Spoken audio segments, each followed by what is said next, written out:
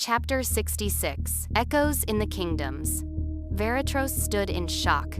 He said, "Before I was sent on a mission to explore areas near the Dark Kingdom, I saw a masked man standing at the gate of the Air Kingdom Palace. He walked toward me. I started following him. He led me to the edge platform of the Kingdom. He stopped. I asked, 'Who are you?'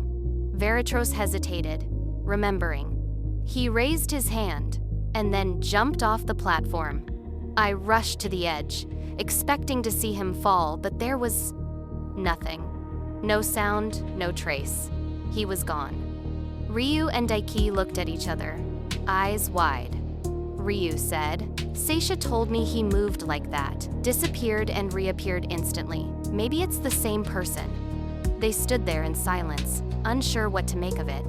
Meanwhile, Raito had vanished after telling Ayuki the news about Seisha. Ayuki was in grief, but she knew she had to stay, strong for the child she was carrying.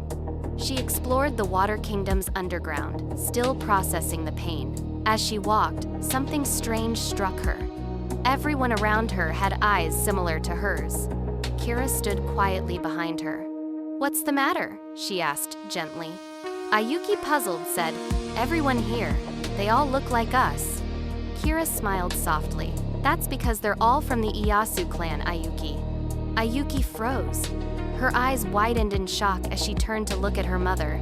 Months passed. The Fire and Air Kingdoms, after years of conflict, finally began discussions for peace. A new king had been chosen in the Air Kingdom, King Kosuke. He was in his 42nds, with long black hair and piercing green eyes. Kosuke had once served in the military.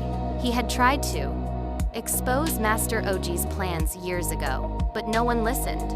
They mocked him as naive and foolish. Yet, it was that same naivete that made him different. And it was what ultimately made him king.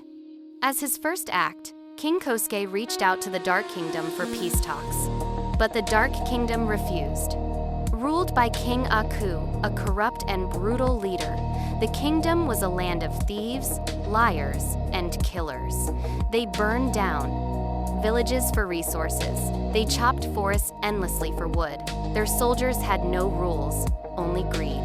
It's said that the legendary Matuki blade was once stolen, and that even now, it lies hidden somewhere deep within the Dark Kingdom.